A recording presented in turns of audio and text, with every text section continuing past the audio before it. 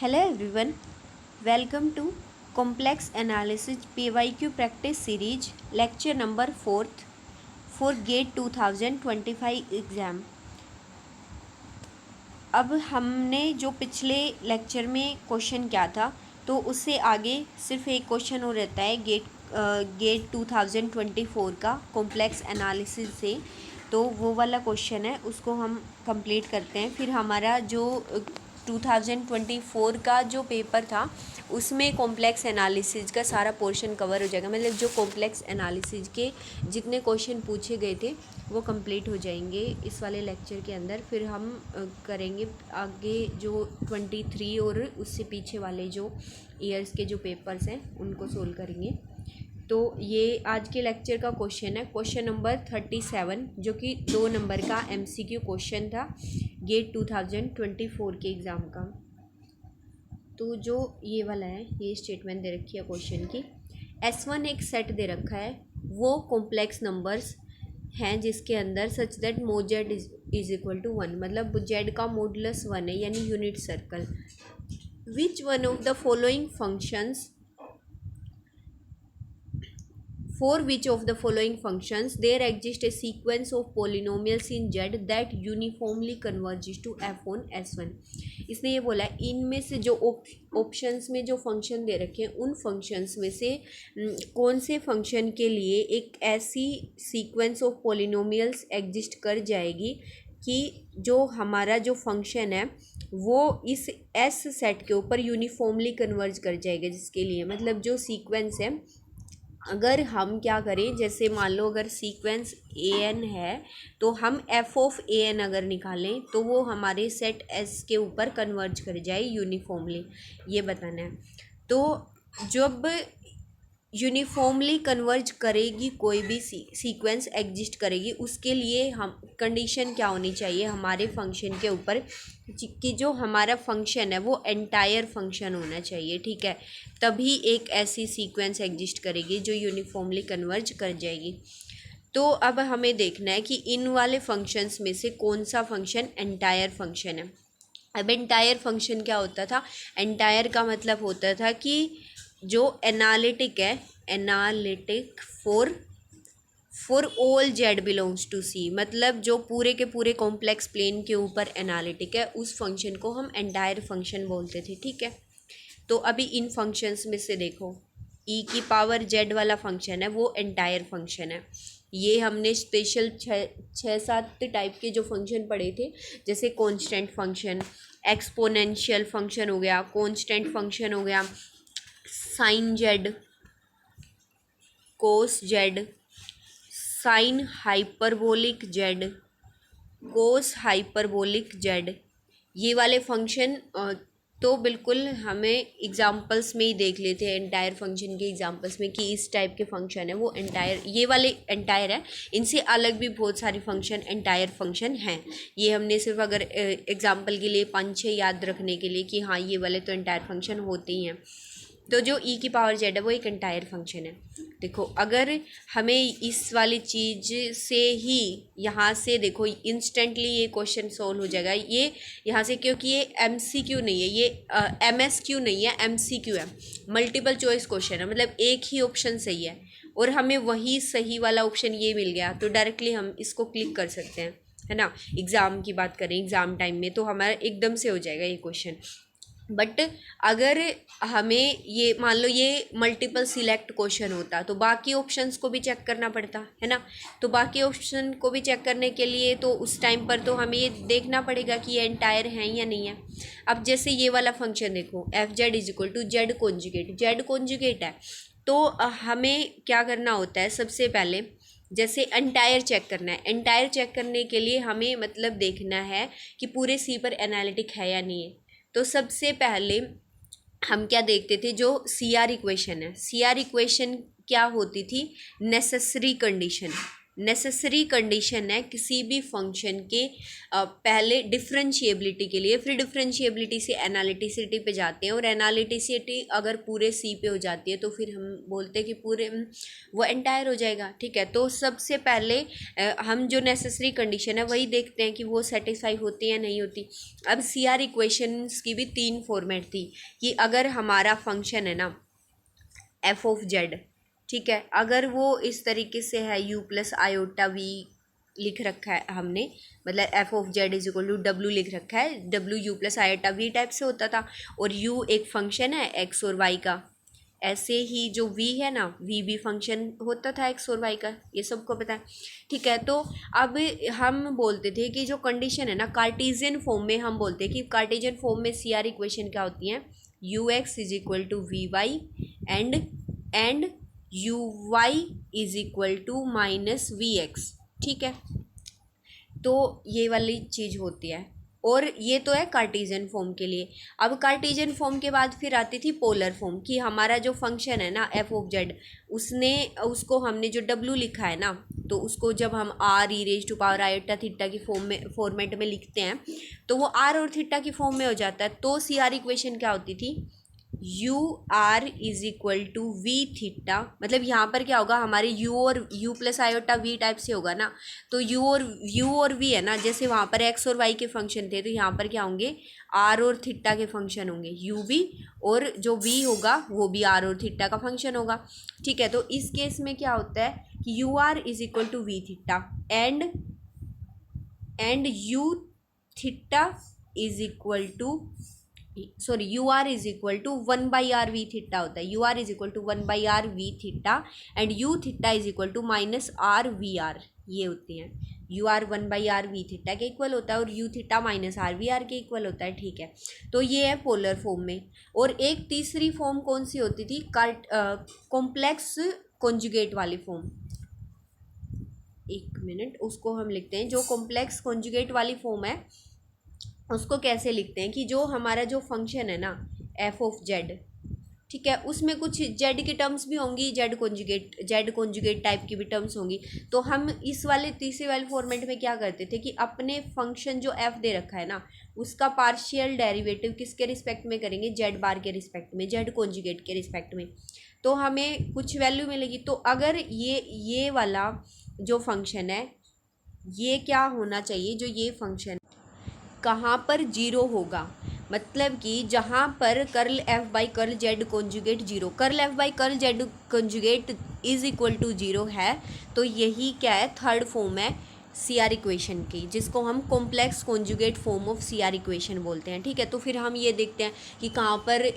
ये वाली condition satisfy हो रही है, या फिर अगर पोलर में देखा तो ये वाली कंडीशन कहाँ पर सेटिस्फाई हो रही है, कार्टेशियन में देखा तो ये वाली कंडीशन कहाँ पर सेटिस्फाई हो रही है, उसके अकॉर्डिंग हम निकालते थे पॉसिबल पॉइंट ऑफ डिफरेंशिएबिलिटी, मतलब वो कॉम्प्लेक्स नंबर जहाँ पर क्या हो रही है, ये वाली जो सी आर इक्वेशंस है ये सेटिस्फाई हो रही हैं, तो वो पॉसिबल पॉइंट ऑफ डिफरेंशिएबिलिटी आते थे, सिर्फ पॉसिबल होते हैं, उनके ऊपर फिर आगे दूसरी कंडीशन होती है पार्शियल डेरिवेटिव कंटिन्यूअस है या नहीं है, तब हम फिर आगे चेक करते हैं ना। तो अब देखो यहाँ पर जेड बार, अगर जेड और जेड बार में कुछ दे रखा है ना फंक्शन, तो हम प्रेफर करते हैं कि वैसे तो आप तीनों फॉर्मेट में से कौन सी भी फॉर्म लगा सकते हो सी आर इक्वेशन की, तो हम जेड कॉन्जुगेट के लिए ज़्यादा जल्दी से सोल्व करने के लिए ये वाली जो कॉम्प्लेक्स कॉन्जुगेट वाली है उसी को प्रेफर करते हैं। जैसे अगर यहाँ पर हम ये वाला जो फंक्शन है इसका curl F by curl Z bar करेंगे, राइट साइड में क्या है, जेड बार का खुद के जेड बार के रिस्पेक्ट में डेरिवेटिव कितना आएगा, 1 आएगा, और ये क्या है, नॉन जीरो है, तो यहाँ से curl F by curl Z bar है ना वो तो नॉन जीरो आ गया, 1 आ गया, ये तो कहीं पे भी जीरो नहीं हो सकता, तो इसका मतलब सी आर इक्वेशन कहीं पे भी सेटिस्फाई नहीं हुई। तो सी आर इक्वेशन कहीं पे भी सेटिस्फाई नहीं हुई तो हमें एक भी पॉसिबल पॉइंट ऑफ डिफरेंशिएबिलिटी नहीं मिला इस गिवन फंक्शन के लिए। तो अगर फंक्शन कहीं भी डिफरेंशिएबल भी नहीं है ये फंक्शन कहीं पर भी, पूरे कॉम्प्लेक्स प्लेन में एक भी पॉइंट ऐसा नहीं है जहाँ पर ये डिफरेंशिएबल हो, क्योंकि सी आर इक्वेशन ही किसी भी पॉइंट पर सेटिस्फाई नहीं हो रही, तो इसका मतलब क्या है, डिफरेंशिएबिलिटी से आगे हम एनालिटिसिटी पे जाते हैं कि इन पॉइंट्स के ऊपर अगर डिफरेंशिएबल है तो फिर देखते हैं कि कितने कौन से पॉइंट और कितने पोर्शन पे डिफरेंशिएबल है, तब एनालिटिसिटी की बात करते हैं। तो CRE सेटिस्फाई नहीं हुई तो यहीं से क्रॉस कर देंगे कि ये फंक्शन एंटायर, तो बहुत आगे की बात हो गई। CRE सेटिस्फाई नहीं हुई तो ये इंटायर नहीं हो सकता, तो इसके लिए एक सीक्वेंस ऐसी एग्जिस्ट नहीं कर सकती, तो ये वाला ऑप्शन है वो गलत हो जाएगा। अब इसके बाद देखो सेकंड वाला, जो सेकंड वाला है जैसे इसमें बोला F Z is equal to real part of Z. इसके भी दो तरीके करने के, या तो जैसे रियल पार्ट ऑफ जेड को हम क्या लिखते हैं, Z plus Z conjugate by 2 लिखते हैं। एक तो यहाँ से कर सकते हैं, जैसे अब यहाँ से हम क्या निकालेंगे, curl F by curl Z bar निकालेंगे, है ना। मिनट, तो जब इसका curl F by curl Z bar निकालेंगे हम, curl F by curl Z bar, तो देखो यहाँ से फर्स्ट वाली यहाँ से क्या बनेगा, जेड बाई 2 है, इसका तो 0 हो जाएगा, ठीक है, 0 प्लस जेड कॉन्जुगेट बाई 2 है, इसका कितना आ जाएगा 1/2। तो ये वाली वैल्यू कितनी आ गई 1/2। Overall curl F by curl Z bar की वैल्यू 1/2 आ गई, जो कि नॉन जीरो है, कहीं पर भी जीरो नहीं हो सकती, ये तो नॉन जीरो कांस्टेंट है। तो इसका मतलब CR इक्वेशन कहीं भी सेटिस्फाई नहीं हो रही, तो इसको भी हम आगे प्रोसीड ही नहीं करेंगे जब क्योंकि CR इक्वेशन तो नेसेसरी कंडीशन थी ना, तो नेसेसरी कंडीशन ही सेटिस्फाई नहीं हो रही, तो इसका मतलब ये वाला फंक्शन भी एंटायर नहीं हो सकता, तो इसलिए इसके लिए भी ऐसे सीक्वेंस एग्जिस्ट नहीं कर सकती, ठीक है। अब इसको आप उससे भी कर सकते हैं, जैसे रियल पार्ट ऑफ जेड दिया है ना F Z is equal to, तो इसको हम ऐसे मान सकते हैं कि F Z is equal to, अब रियल पार्ट ऑफ जेड को हम एक्स मान लो, real part of Z, Z का रियल पार्ट, अगर जेड को हमने एक्स प्लस आयोटा वाई लिखा है तो real part of Z X हो जाता है। तो अब यहाँ से अगर कार्टेशियन वाली लिखे तो इसको हम ना ये लिख सकते हैं ना, यू प्लस के आयोटा वी,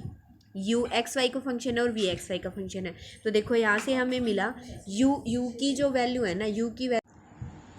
की वैल्यू एक्स आ जाएगी, ठीक है, और वी की वैल्यू कितनी है 0 है, क्योंकि आयोटा वाला इमेजनरी पार्ट नहीं है। तो जब हम यू एक्स निकालेंगे, यू एक्स कितना होगा, यहाँ से 1 आएगा, यू वाई, यू में वाई है ही नहीं तो यू वाई 0 आएगा। अब देखो वी एक्स भी 0 आएगा और वी वाई भी 0 आएगा, ठीक है। तो यहाँ से अगर U X equal to V Y कहाँ पर होगा, तो देखो ये वाली कंडीशन ही नहीं सेटिस्फाई होगी, यू एक्स की वैल्यू 1 है और वी वाई कहाँ, U X is equal to V Y ये है 0, यू एक्स की वैल्यू तो 1 है और वी वाई की वैल्यू 0 है, तो यू एक्स और वी वाई 1 और 0 तो कभी भी बराबर नहीं हो सकते, तो CR इक्वेशन ही सेटिस्फाई नहीं हुई, CR इक्वेशन ही नहीं सेटिस्फाई हुई, दैट मीन्स यहाँ से भी हम डायरेक्टली बोल सकते हैं कि एंटायर के लिए बात ही नहीं कर सकते, तो इसका मतलब कि ये वाला ऑप्शन, इससे भी बोल सकते हैं हम, कार्टेशियन वाले से भी बोल सकते हैं कि ये गलत हो जाएगा, ठीक है। अब जो ये वाला बचा डी वाला, देखो डी वाले में क्या बोला है, मोड जेड प्लस 1 का होल स्क्वायर, इसको भी हम कॉम्प्लेक्स कॉन्जुगेट वाले से बहुत आसानी से कर सकते हैं। जैसे ये बोला है ना, इसको हम क्या लिख सकते हैं, मोड ऑफ जेड प्लस 1 का होल स्क्वायर है, इसको हम जैसे कोई भी कॉम्प्लेक्स नंबर होता है ना जेड, उसके लिए मोड जेड का स्क्वायर है ना, वो किसके इक्वल होता है, जेड इंटू जेड बार के इक्वल होता है, हमें पता है। तो जो अब ये है ना, मोड जेड प्लस 1 का जेड प्लस 1 के मॉडुलस का होल स्क्वायर है, तो इसको हम क्या लिख सकते हैं, Z plus 1 into Z plus 1 का कॉन्जुगेट, ठीक है। और इसको हम लिख सकते हैं Z plus 1 into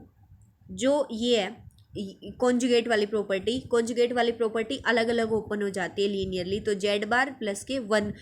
purely real number है तो इसका कॉन्जुगेट इसी के इक्वल आ जाएगा, ठीक है।